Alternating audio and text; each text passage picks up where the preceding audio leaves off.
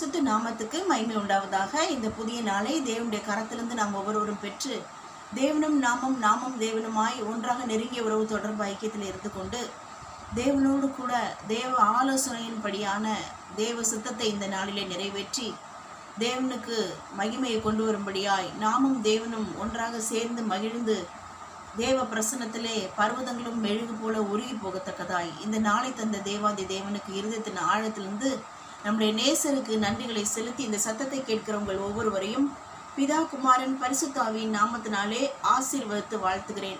இன்றைக்கு கர்த்தர் ஆதாரமாய் கொடுத்த வேத வசன பகுதி மத்தேயு 28:20 சொல்கிறது, நான் உங்களுக்கு கட்டளையிட்ட யாவையும் அவர்கள் கைக்கொள்ளும்படி அவர்களுக்கு உபதேசம் பண்ணுங்கள். இதோ உலகத்தின் முடிவு பரியந்தம் சகல நாட்களிலும் நான் உங்களுடனே கூட இருக்கிறேன் என்றார். ஆமென். So our Lord is with us until the world come to an end, or else our Lord is with us always to the end of our age in the world. So நம்முடைய வயது முடியும் வரை பரியந்தம், நாம் உயிரோடு இருக்கும் பரியந்தம் கர்த்தர் நம்மோடு கூட இருப்பார். அப்படி இல்லை என்றால் இந்த உலகத்தின் முடிவு பரியந்தம் கர்த்தர் நம்மோடு கூட இருக்கிறார் என்று இங்கு எழுதப்பட்டிருக்கிறது. ஸோ அவர் lord is being with us. It means there was a divine purpose behind it. Why the Lord is being with us? That's what our topic today. அதாவது சும்மா யார் கூடயும் கர்த்தர் இருக்க மாட்டார். கர்த்தர் ஒரு மனுஷனோடு இருக்கிறார் என்றால் there will be a divine purpose behind it. So what for our Lord is being with us? What is the purpose behind it? That's what our topic today. Number 1, making disciples of all nations, baptizing them, teaching them. For that our Lord is always being with us to the end of the age. So none of the human being is with us, but our Lord is always being with us.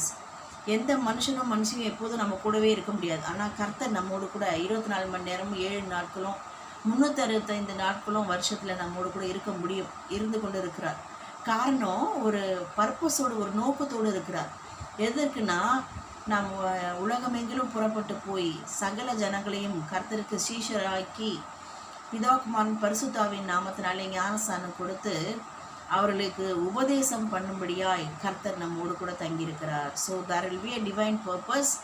Why the Lord is staying with us?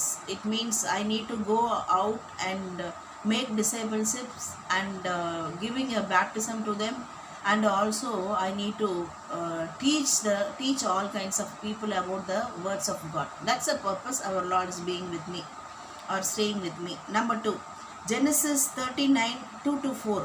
Lord was with Joseph and he was successful man. He found favor from Lord and exalted next to king. So யோசேப்போடு கர்த்தர் இருந்தார். யோசேப்பை கர்த்தர் புடமிட்டார். யோசேப்பு கனிதரும் செடியாக இருந்தார். யோசேப்பு செய்வதெல்லாம் வாய்க்கும்படியாய் காரியத்தை ஜெயமாய் கர்த்தர் முடித்து கொடுத்திருக்கிறார்.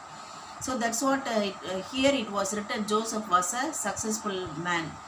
So whatever he did, everything get prospered because of Lord is staying with or being with Joseph.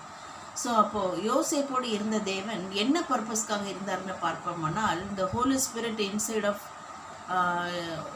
Joseph revealed all the meaning and value of the dream.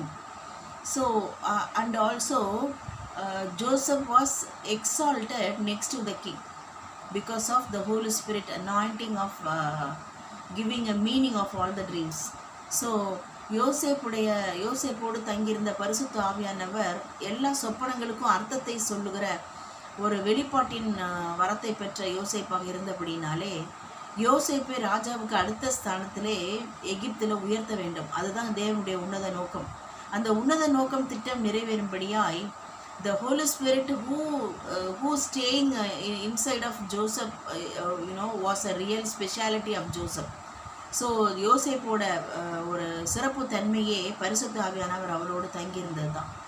So அப்போது கர்த்தர் தங்கியிருந்ததுக்கு ரீசன், யோசேப்பை ராஜாவுக்கு அடுத்த ஸ்தானத்தில் எகிப்து தேசத்துக்கே சீஃப் ஆஃபீஸராக உயர்த்தணும் அப்படின்றதான் தேவனுடைய பர்பஸ். அதை நிறைவேற்றினார். Number 3, Esther 2:8.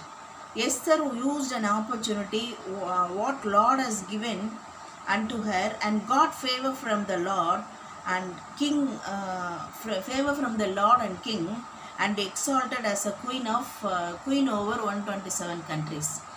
ஸோ எஸ்தர் வந்து 3 நாளும் அல்லும் பகலும் புசியாமலும் குடியாமலும் ஜெபிக்கிறாள். அது மாத்திரம் இல்லை, எஸ்தர் ஒரு ஜெபித்து விட்டு ராஜாவிடத்தில் இப்போ அவள் போய் மீட் பண்ணும்போது ராஜாவுடைய கண்களில் தேவனுடைய தயவு ராஜாவுடைய கண்களில் வெளிப்படும்படியாக கர்த்தர் செயல்படுகிறார். ஸோ அந்த தயவு அந்த ராஜாவை, அந்த அரண்மனையில் இருந்த அநேக ஸ்திரீகளை பார்க்கலாம் எஸ்தர் ராஜாத்தியை ராஜா அதிகமாய் லவ் பண்ணுகிறார்.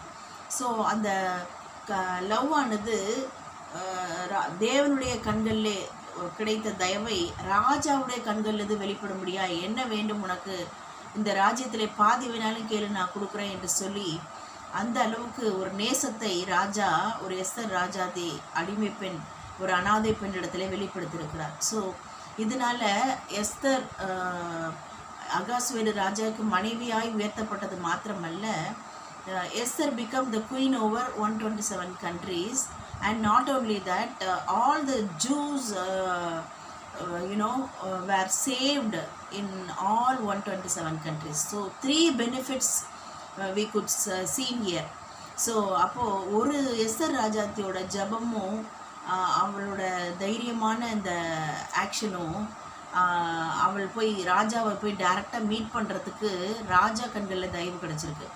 அது மாத்திரம் இல்லை, 3 விதமான ஆசீர்வாதங்களை இங்கே கொண்டு வந்து எஸ்தர் ராஜாத்தியை ஒரு அனாதை பெண்ணை 127 நாட்டுக்கு ராணியாய் உயர்த்த வேண்டும், பட்டத்து ராணியாய் உயர்த்த வேண்டும் என்பதுதான் தேவ திட்டம். அது மாத்திரமல்ல, யூதகுல ஜனங்கள் காக்கப்பட வேண்டும் என்பது தேவ திட்டம்.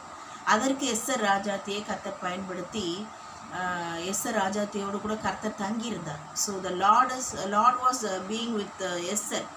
So there was a divine purpose was fulfilled by exalting Esther as a queen of the king. That's a real purpose why the Lord staying with Esther.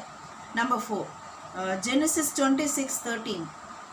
Lord is being with Isaac to bless, and he become rich, and his wealth continued to grow like Rehoboth become wealthy.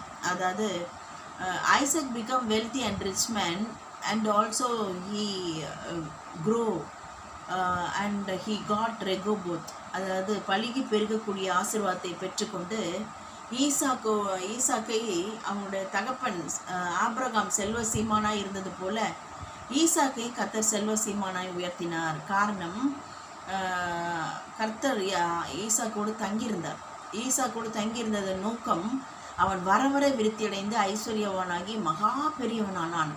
ஆகையினாலே அவன் பலிகி பெருகக்கூடிய ரெகோபத்தை பெற்று அனுபவித்தான்.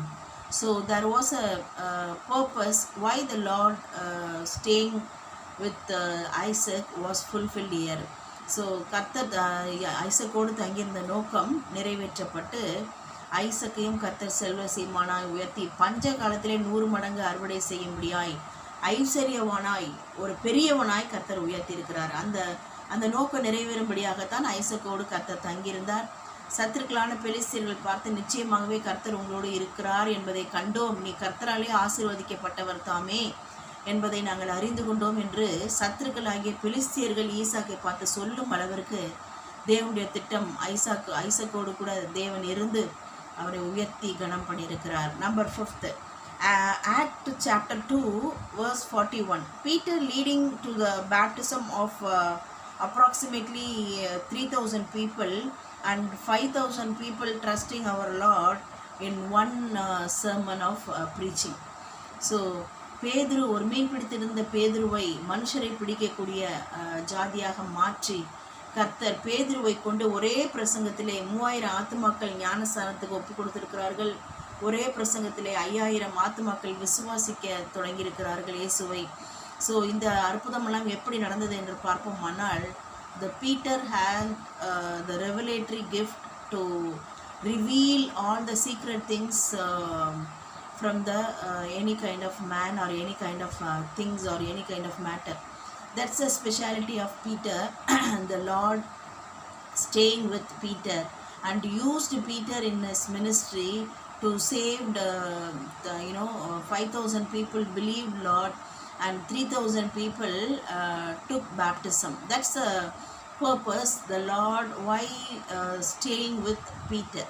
So இது எல்லாமே the above all personalities exalted according to the Lord's higher royal plans, and also why the Lord staying with all kinds of particular and peculiar characters that was fulfilled by our Lord. So கர்த்தர் நம்மேல், நம் பிள்ளைகள் மேல், நம் குடும்ப அங்கத்தினர்கள் மேல், நம்முடைய வேலை வருமானங்கள் மேல், நம்முடைய பிஸ்னஸ் வருமானங்கள் மேல், நம்முடைய ஊழியங்களின் ஆத்தும அறுவடை பணிகளின் மேல், நம்முடைய சரீரத்தில் தெய்வீக சர்வாங்க சுகத்திற்குள்ளாக சகல எல்லைகளிலும் நம்முடைய ஃபினான்ஷியல் பிரேக் த்ரூவில் everything in every corner every areas why the Lord staying with us, there was a purpose behind it, and that will be fulfilled without fail 100%, because our Lord, whatever He purposes, surely it will be done without any stumbling blocks, as Job said in Job 42 verse 2.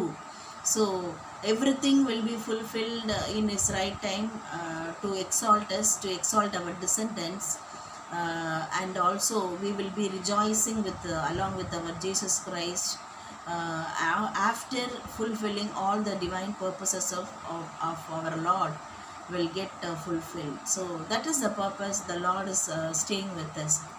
God bless you all. Amen.